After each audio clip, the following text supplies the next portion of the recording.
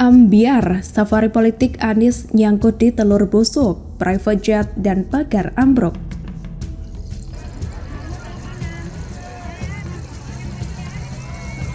Pak Anies, presiden kami Pak.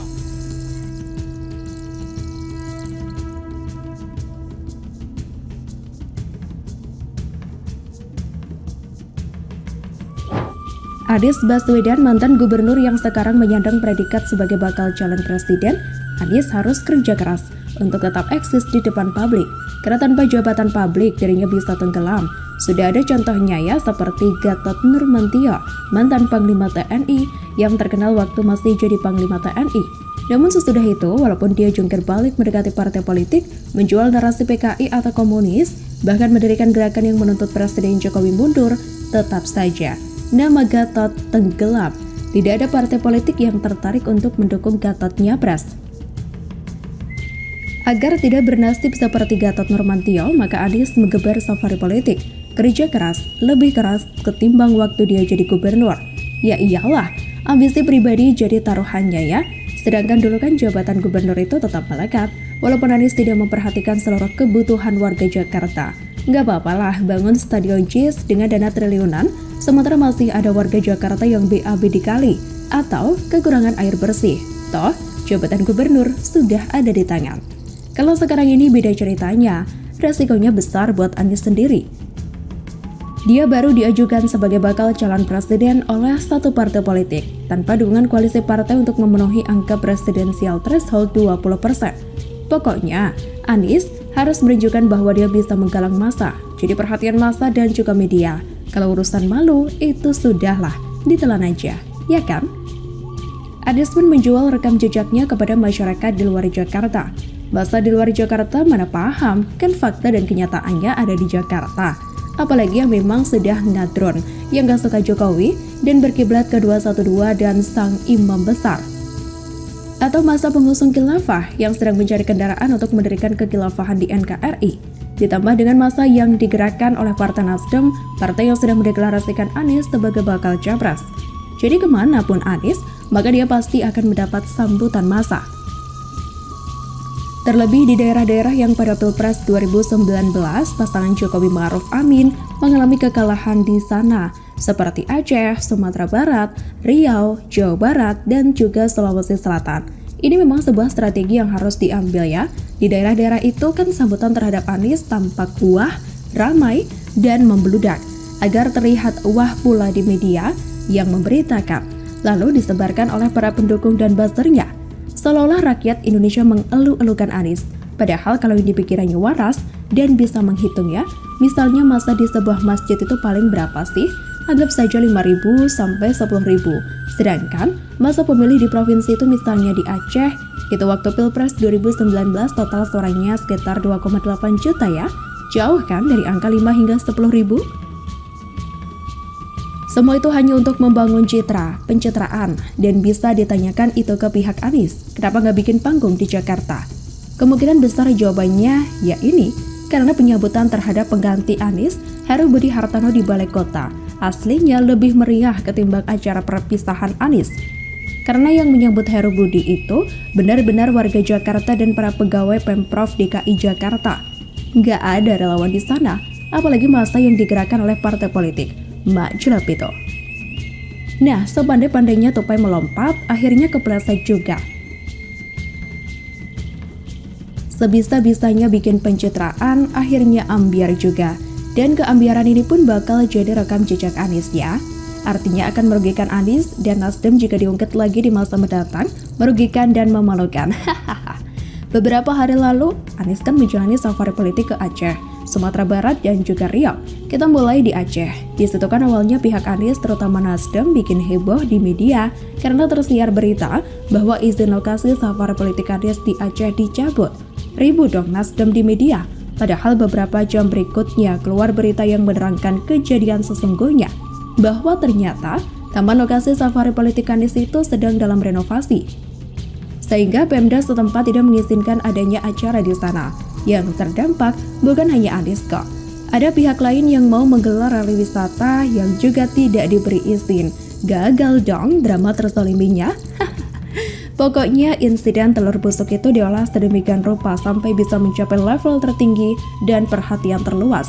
Padahal ternyata, apa kata pihak kepolisian? Ternyata telur yang pecah itu adanya di jalan, bukan di kantor DPW Nasdem Aceh. Jaraknya 50 meter dari kantor Nasdem itu. 50 meter itu jauh loh. Pihak kepolisian menyebut bahwa ada petugas yang berjaga di kantor DPW Nasdem. Kantor dalam keadaan aman, tidak ada telur pecah di sana. Kalau pecahnya di jalan, ya mana tahu kan? Bisa aja ada orang beli telur lalu kena apa, dan telurnya jatuh dan pecah.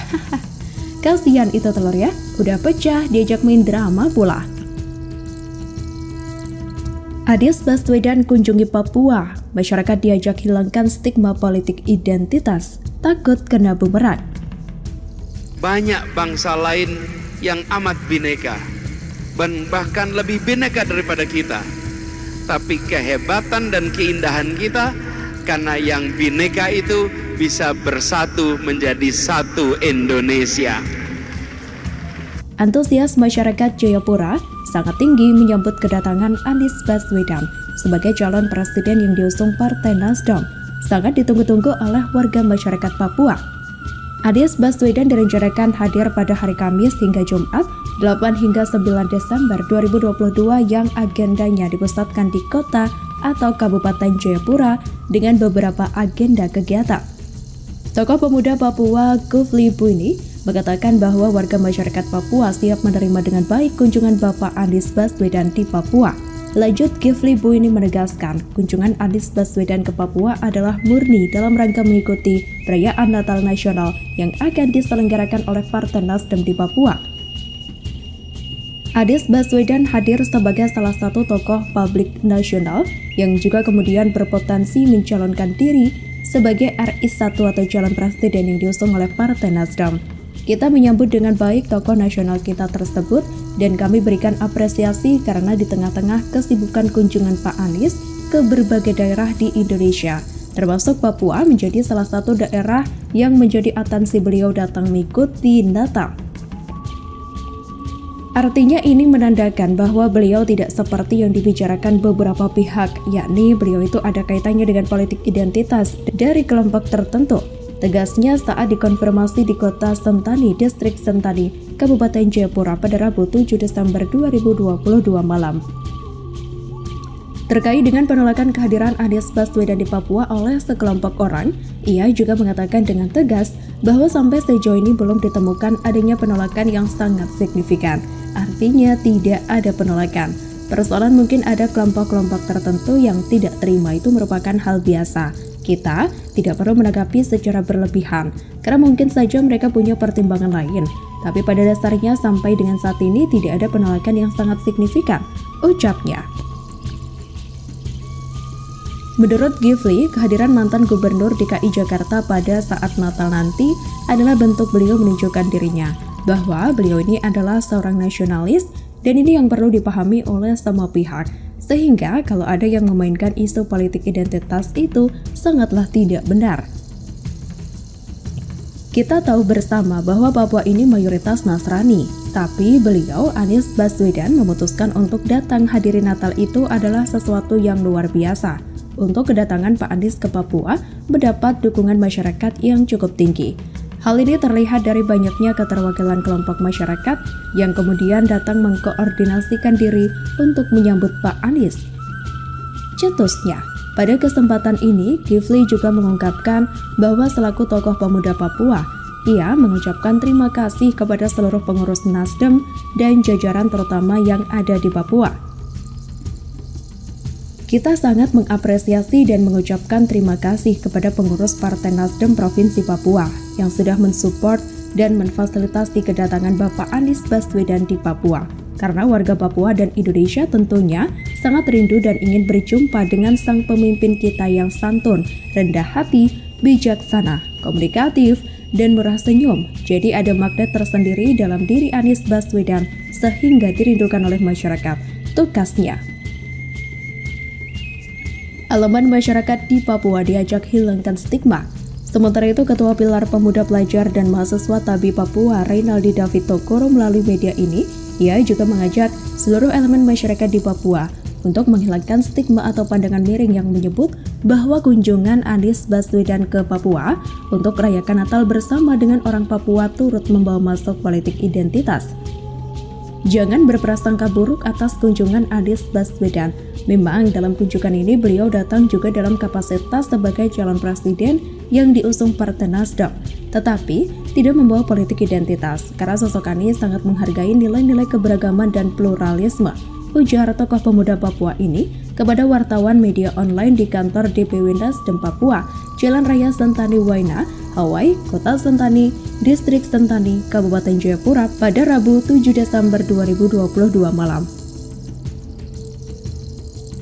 Dikatakan pihaknya memberikan apresiasi yang besar kepada sosok Anies Baswedan yang notabene adalah seorang calon presiden Republik Indonesia yang ingin datang merayakan Natal bersama di tanah Papua. Jika dilihat dari sisi yang berbeda bahwa selama ini Papua sangat menjaga keberagaman serta menjaga dan merawat Papua sebagai zona integritas kerukunan umat beragama. Menurutnya, di Papua tidak membeda-bedakan mana kelompok Kristen, mana kelompok Muslim, karena di Papua sini betul-betul menjadi miniatur Indonesia. Dengan demikian maka tidak ada salahnya jika sosok Anies Baswedan hadir di Papua, lebih khusus dalam merayakan Natal bersama ini. Dikatakannya, apa yang ingin dilakukan oleh seorang Anies dengan datang ke Papua rayakan Natal hendaknya juga mendapat perhatian dari tokoh-tokoh nasional lainnya. Kunjungan Anies tersebut ingin mengatakan tentang pentingnya membangun nilai-nilai keberagaman, nilai-nilai persatuan, nilai-nilai integritas sambil melihat bahwa perbedaan itu indah. Jadi pada prinsipnya, saya bersama seluruh pemuda pelajar dan mahasiswa Tabi Papua dan seluruh elemen masyarakat yang besok akan merayakan Natal sangat menerima kehadiran beliau Anies Baswedan. Sebagai pemuda, kami pastikan bahwa kehadirannya juga memberikan gambaran bahwa Papua penting bagi Indonesia. Papua ini juga adalah bagian integral yang tidak terpisahkan dari Indonesia. Oleh karena itu, terima kasih sosok Anies Baswedan yang membawa nilai-nilai pluralisme, ujar Rinaldi.